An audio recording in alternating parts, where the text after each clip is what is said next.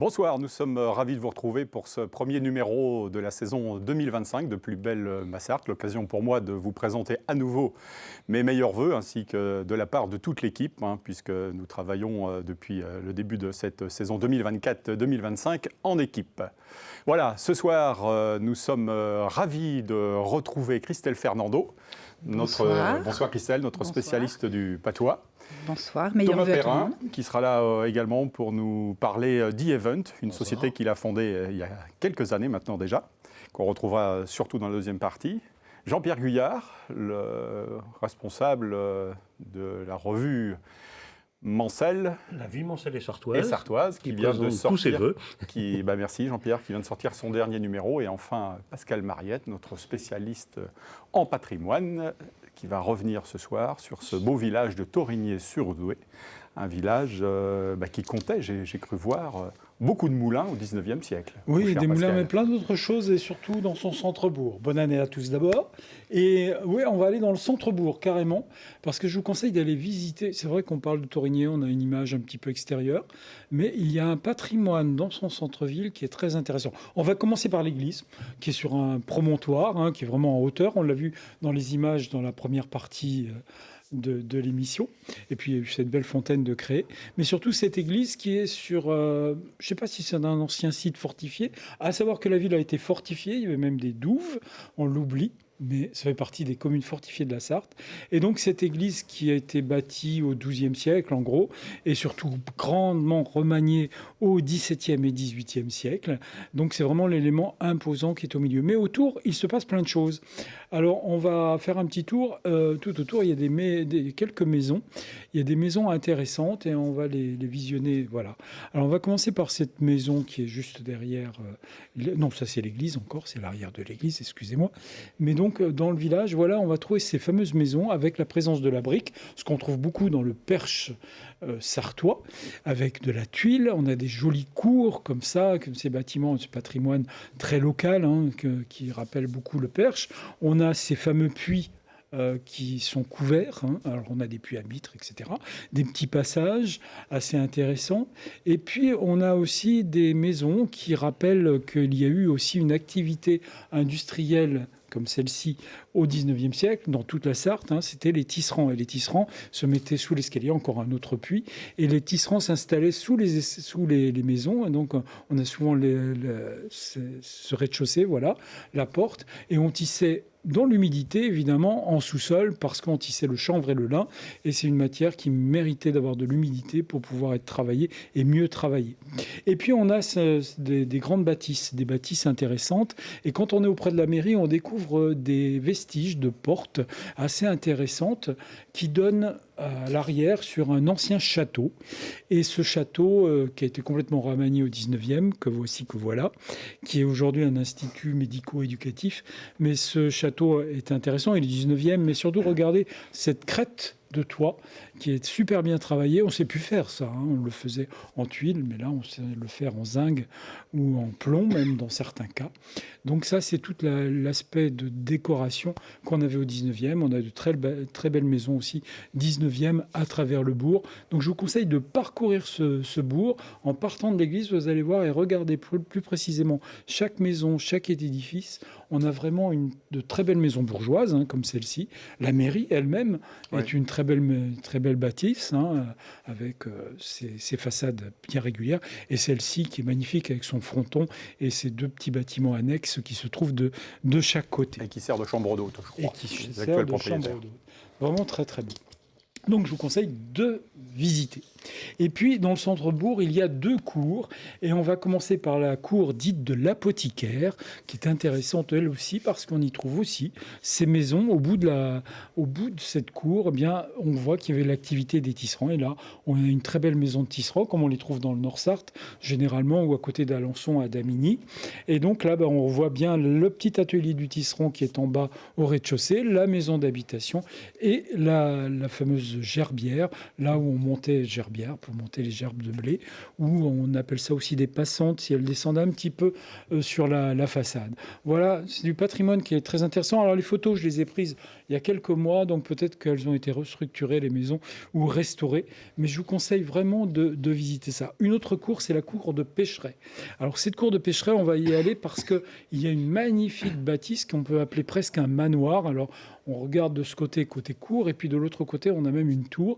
Et si on regarde plus précisément les ouvertures de cette façade qui mériterait peut-être une restauration plus peaufinée, enfin, on dirait une vraie restauration. Mais quand on regarde autour des ouvertures, on s'aperçoit que toutes ces ouvertures ont été travaillées, sculptées. Encore un autre puits dans les cours. Chaque cour a pratiquement chaque fois un puits. Donc là, on a une magnifique ouverture qui est plutôt 16e siècle, et puis des ouvrages. Alors évidemment, la fenêtre avec le volet roulant, c'est pas tout à fait adapté, mais on va regarder une autre fenêtre. Alors bon, la tour qui est de l'autre côté, mais surtout, on a une superbe fenêtre avec des pilastres décorés, la voici, et puis un linteau orné de 2 personnages qui encadrent un écusson.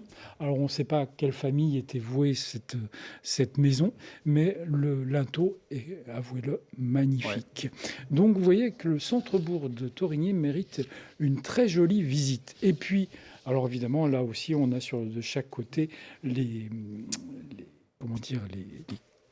perdu le nom, bref, tout ce qui est décoré de chaque côté avec de très très beaux dessins. Les pilastres, on va appeler ça des pilastres. Voilà.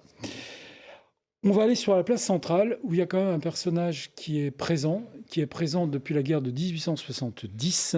Et évidemment, il s'est passé une bataille à la fin de la guerre de 1870, puisque la fin s'est déroulée dans la Sarthe. Et là, on va se rendre le 9 janvier 1871. On est sous la neige. La Sarthe est complètement gelée. Et là, les troupes françaises attendent les Prussiens qui commencent à arriver. Et il va se dérouler sur Thorigné une bataille importante où là, on va avoir de nombreux morts. Malheureusement, l'armée française va perdre. Mais du côté français, on aura les mobiles de la Corrèze, les bataillons de Mamers et les 3 compagnies de régiments, donc ce qu'on appelle du 26e régiment de ligne. Et surtout, ces gens-là vont essayer d'arrêter les Prussiens. Et malheureusement, les Prussiens vont rentrer quand même dans Thorigné vers midi. Et le personnage, donc ce monument a été construit par souscription avec des gens de la Corrèze et les gens de la Sarthe. Et on voit ce personnage qui est on va dire on ne sait pas trop qui c'est, mais c'était vraiment un lieutenant ou un capitaine de Chanzy, et qui montre de son doigt d'où arrivent les Prussiens. L'hôtel Saint-Jacques, juste en face. Et l'hôtel Saint-Jacques est en face, mais c'est de là où arrivaient les Prussiens. Et donc, c'est pour ça que sur la carte recaille notamment dans la Sarthe et de la Corrèze, avec le concours de l'État et du souvenir français. Et c'est vraiment, 3 jours plus tard, le 12 janvier, sera signée la fin de la guerre, mais c'est surtout à Auvour où va se terminer la guerre et au Mans, avec des massacres terribles. Bon, parfait. Voilà pour un petit tour Merci, d'horizon. mon cher Pascal. Et voilà, l'énigme concernant Thorigné et Sudoué, puisque c'est l'énigme de Pascal.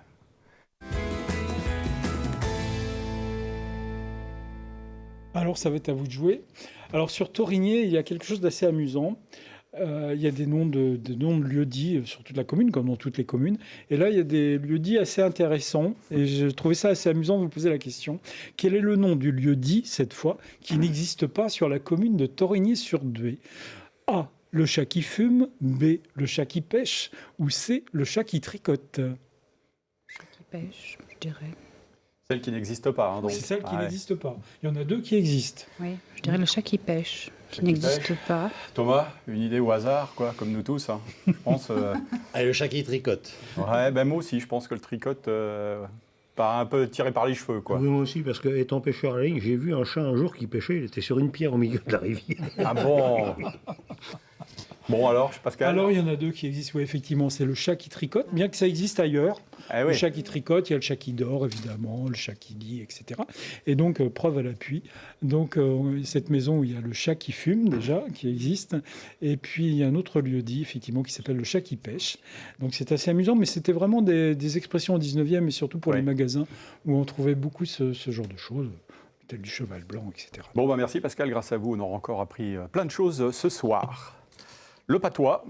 Le patois. Bonsoir, ma chère Bonsoir. Christelle, pour nous parler d'un sujet, on va dire, d'actualité. Oui, que vous puisque avez, hier nous choisi. étions, c'était l'épiphanie, Et paraît-il, et que je voulais faire un petit clin d'œil à nos chers et tendres boulangers, qui ont été très importants quand même dans les années 50, enfin voilà, et avant cela et un petit d'ailleurs. cours d'histoire pour les jeunes boulangers. Voilà. Parce que je ne suis pas sûr que tous maîtrisent bien C'est le vrai. patois sartois. Bon. Hein. Je commencerai par un petit poème que je leur dédie. Adam. Je nous revois, madame, ce matin-là. L'odeur du pain m'a donné le tournis. Il sortait tout chaud du fournis.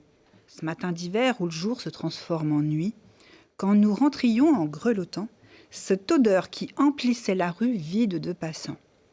Je nous revois, moi, portant fièrement sous le bras une baguette toute fraîche, toi, filant à mes côtés d'un air revêche. Et puis, t'arrêtant subitement, tu déchirais le crouton pour mordre à pleines dents cette croûte craquante, poursuivant ta route encore plus fringante. J'ai souri de ce geste immémorial, de cette tradition ancestrale. Combien de pains arrivaient à destination privés de tête? Une coutume qui perdure, le temps qui s'arrête. Et cette déraison qui nous grignote, enfermant dans ma mémoire ce souvenir comme une anecdote.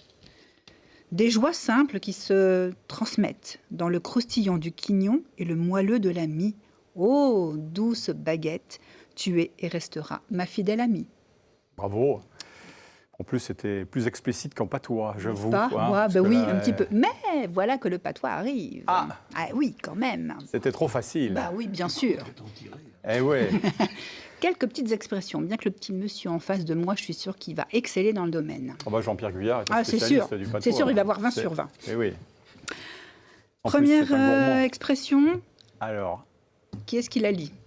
allez Jean-Pierre. Allez, À la vigile du jour de nuit, et le boulanger, il faisait son levain. voilà. À la vigile. Le jour d'aujourd'hui. Oh, du jour de nuit, ça. Da nuit. Le matin. Non, da nuit. Non. Non. Non. Da nuit, c'est aujourd'hui. Ah d'accord. Mm. Et la Le boulanger. Et la vigile, Ah bah, D'accord, bah oui, bah, forcément. la veille. Quoi. La Bah, veille. c'est la veille. D'accord. La bien vigile, sûr, c'est la bien veille. sûr. Voilà.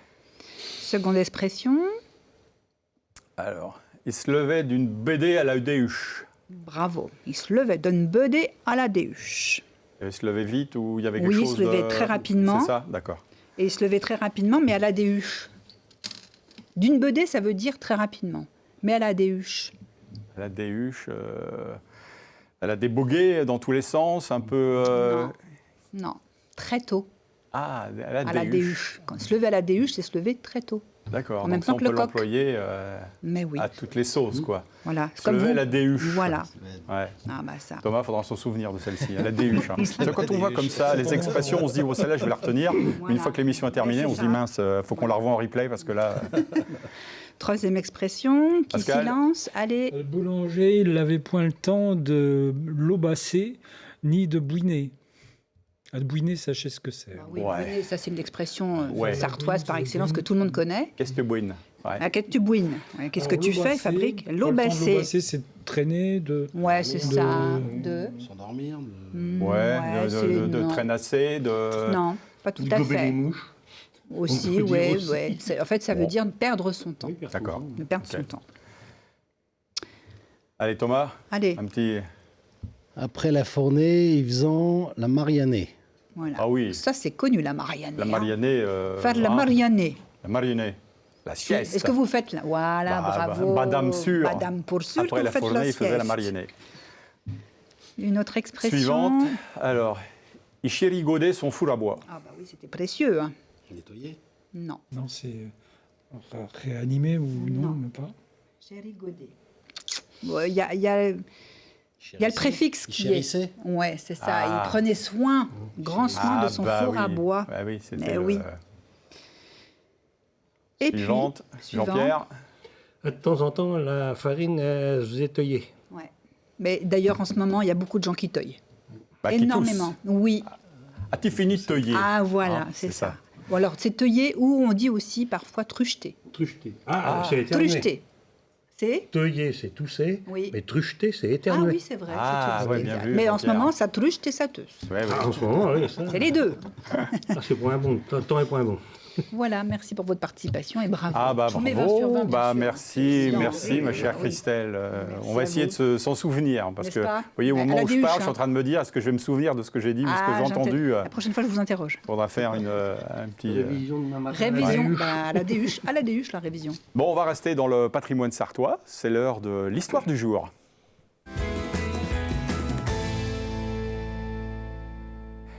Alors pourquoi ce personnage sartois d'État a-t-il été traité d'homme le plus haï de France?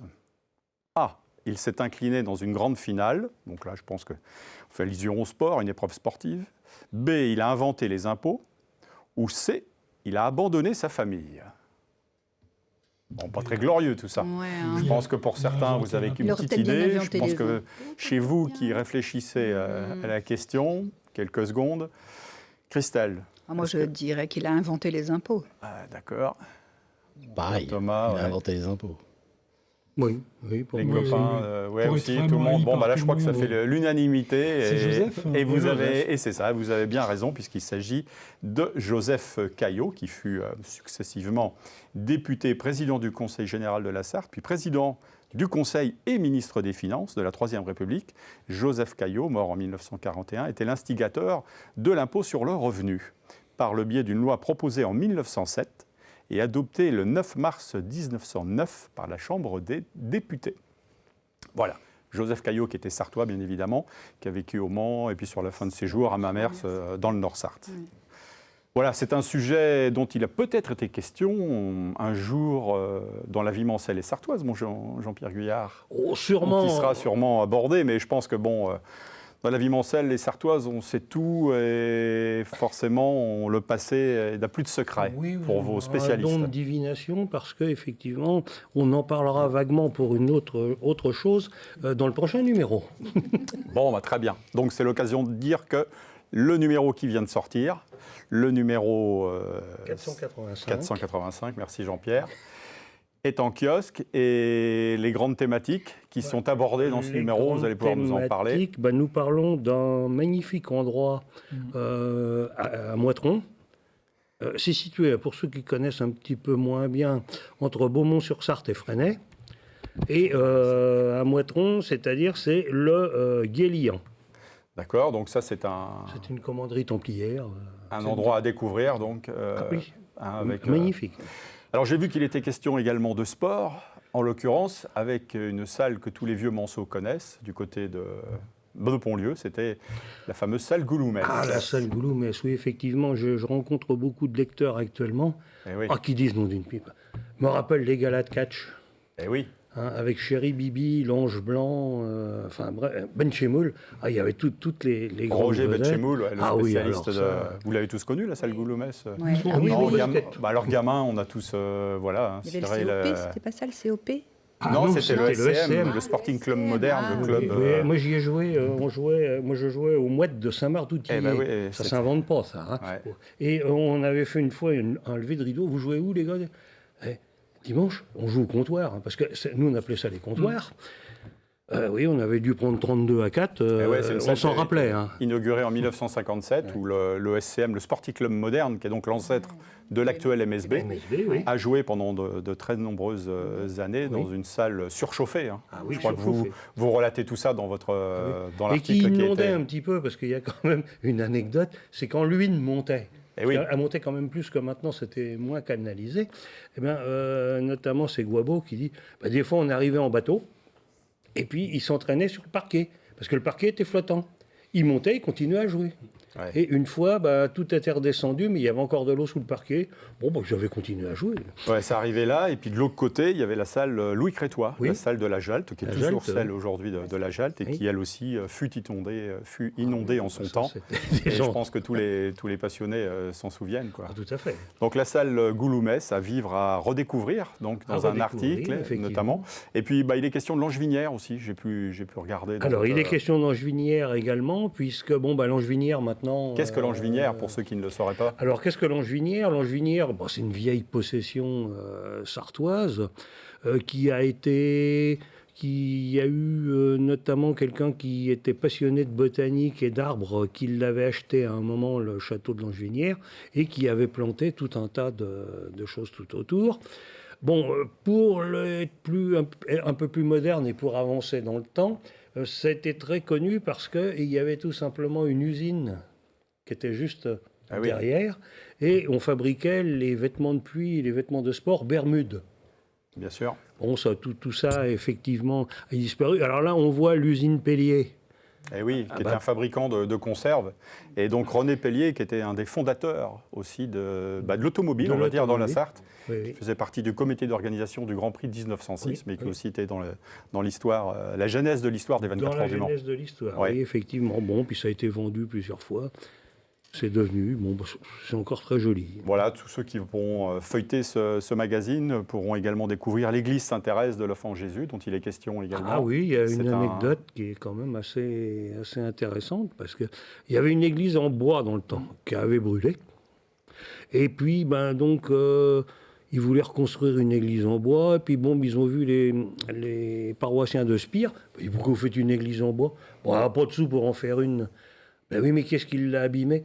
C'est vos copains pendant la guerre 39-45. Et donc, eux, ils ont dit, nous, on vous paye la reconstruction. Et donc, c'est comme ça que le quartier a été doté de l'église que l'on voit, avec une petite particularité. Un financement Paderborn aussi. Paderborn également, et avec un clocher qui est un peu décalé. Jean-Pierre, une dernière question, c'est l'heure des vœux, c'est le moment des vœux. Qu'est-ce qu'on peut vous souhaiter? 2024 est une bonne année pour la vie mancelle et sartoise. Qu'est-ce qu'on peut pour 2025? Encore plus d'abonnés? La même chose, et encore plus d'abonnés, bien entendu, surtout avec les sujets qu'on va aborder dans tous ces numéros qui sont en préparation, bien avancés pour certains, le 486 qui sortira début mars, et puis celui de juin est bien avancé aussi. Et oui, qui concerne bien évidemment un couplet sur les 24 heures. Ah il y aura un gros couplet sur les 24 heures, ça, effectivement. Sans forfanterie, mon cher Jean-Pierre, plus de 2000 abonnés maintenant, la vie mancelle et sartoise. Ah non, on n'est pas 2000 abonnés quand même, restons humbles. Nous sommes entre 650 et 700 abonnés. Alors 2000 ventes alors. Et pas loin, de 2000 ventes. Ça sera pour 2025. J'espère. Merci en tout cas d'être passé nous voir. Et puis on vous invitera forcément avec plaisir pour la présentation du numéro 486. Et c'est avec plaisir que je viendrai. Merci les amis. On se retrouve quant à nous avec Thomas Perrin, le fondateur d'e-Event, dans quelques instants pour la troisième partie de Plus belle ma Sarthe.